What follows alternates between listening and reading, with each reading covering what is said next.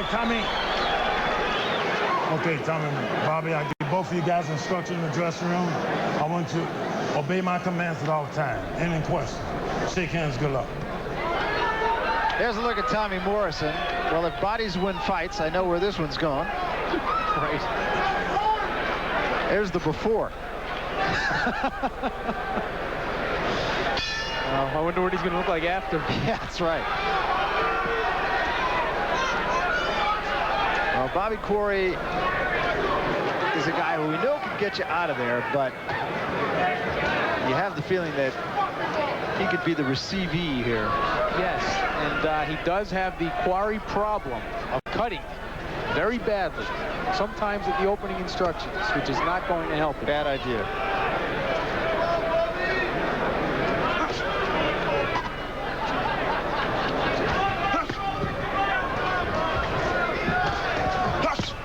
Oh, there's that left hook. That's really Morrison's bread and butter punch. Morrison says he wants to box a little bit more. You know, if this fight goes a little bit so we can talk about Tommy, it's a very interesting study. You know, his loss to Mercer is one of the biggest arguments I could make for the psychological aspects of boxing, because he fought 3 perfect rounds against Ray and then completely unraveled.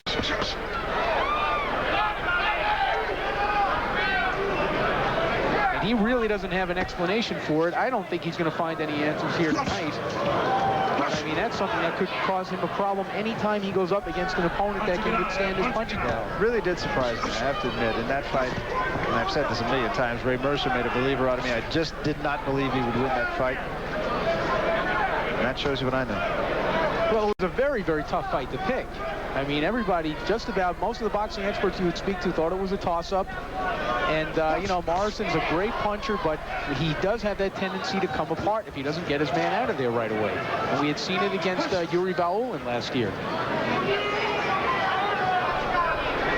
That fight he did win, but he was very close. He was on the verge to coming apart because he was in the 5th round, was not knocking his man out. He was getting tired. Yeah, I thought he might have learned something from that fight, actually. And that was a little bit of an unusual situation in that he was a left-hander and he was a little bit unorthodox. And I could make a lot of excuses for Tommy Morrison in that fight. Well, I discussed, you know, the Mercer fight with Tommy this morning, and he said, I had never hit anybody as hard as I hit Mercer in my life. My hands were hurting. So that tells you something right there. Everything was going his way, and Mercer was still there. Uppercut and shot to the body by Morrison. And again, Quarry will try to fight Morrison for better or worse. Quarry actually didn't cover up badly on the ropes there.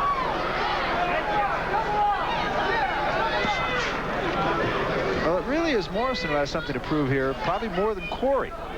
Oh, absolutely. I mean, Quarry is not expected to win this fight. Let's be honest. He's a 10-10 fighter against a guy who's 28-1. Morrison's got everything to lose. So to Bobby Quarry's credit, he's through the 1st round, and he didn't lose it badly, if at all. When what you eat and drink gives your stomach a surprise, you want a medicine that works directly on you. And just when it looked like Bobby Quarry had made it out safely, here's the final 5 seconds of round 1, and Mercer really working him over. And there's a cut from someplace, and I honestly can't quite tell where on Bobby Quarry. But he came out from his corner bleeding. May have been from a cutting remark from one of his corners, or from us. There's a right hand by Quarry. And that's his bread and butter shot. We saw him knock out that other opponent, Dave Kilgore, with it. That's the punch he wants to land. There was the uppercut, and that's the punch that really did the problem for him at the end of the 1st round. Morrison missed with that uppercut. You know, in all fairness to Bobby Quarry, his only shot really is just to punch it out with Morrison. Hope he gets lucky.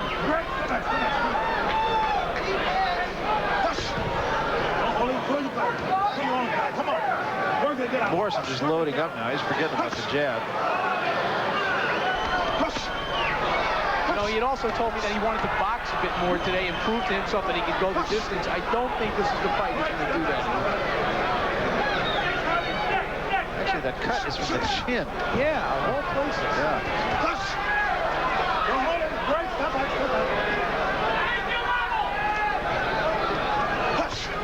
Right hand, down he goes. Crashing right hand. I don't think he's getting up.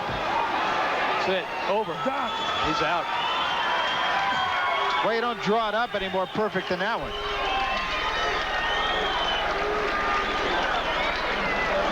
Quarry has hardly moved.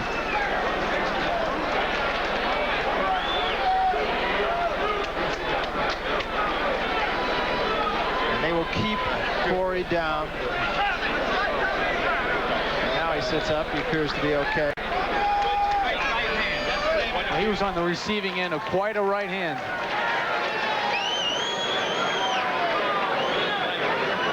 Get Quarry up slowly. They'll put him on a stool now. He's still a little bit wobbly, and that was a big-time shot. There's no question about that.